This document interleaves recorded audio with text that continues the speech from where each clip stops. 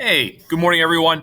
So, the educational process is always about building on top of each other, just like the pyramids of Giza, always scaffolding. And, they start from the bottom to build all the way to the top, just like Drake said, start from the bottom. Now we're here. All right. So, what we're going to do in the educational process today is we built on we just learned about the colonial life in the colonies. We took a virtual tour last week to see what life was like. Now we're going to build on top of that and think for these colonists, if you were a colonist during this time, you're going to start to think about how do we want to govern ourselves? All right. We're not even talking about a constitution yet, but we're trying to, pull from past history and determine how should we govern ourselves as a society.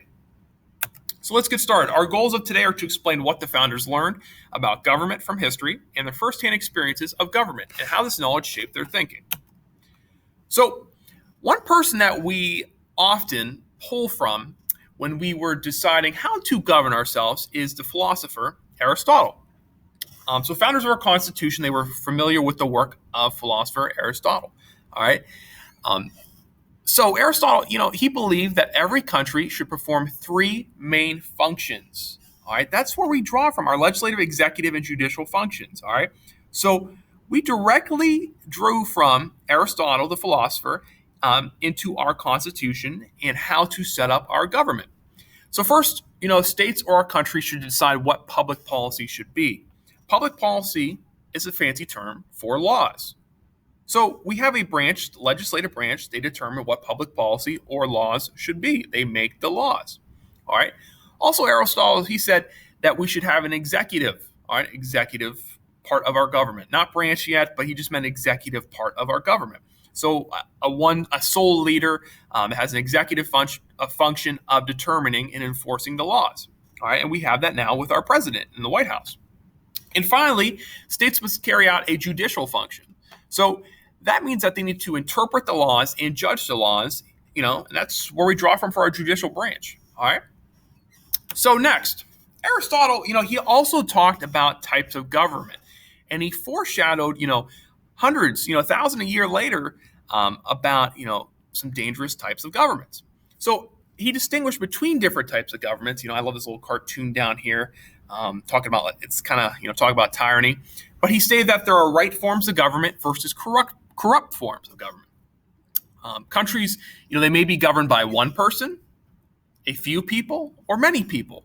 Top right, dictators, tyrannical leaders, Hitler and Mussolini. They were the only people that governed. They were the one-person tyrannical government. But there's right forms of government that are governed for the common good, while corrupt forms are governed for the private interests of rulers or themselves. All right, so we have different types of government that we're going to look at today. With a really cool interactive map coming up. So there's more than this, but these are the main four that we talk about: monarchy, tyranny, oligarchy, and democracy.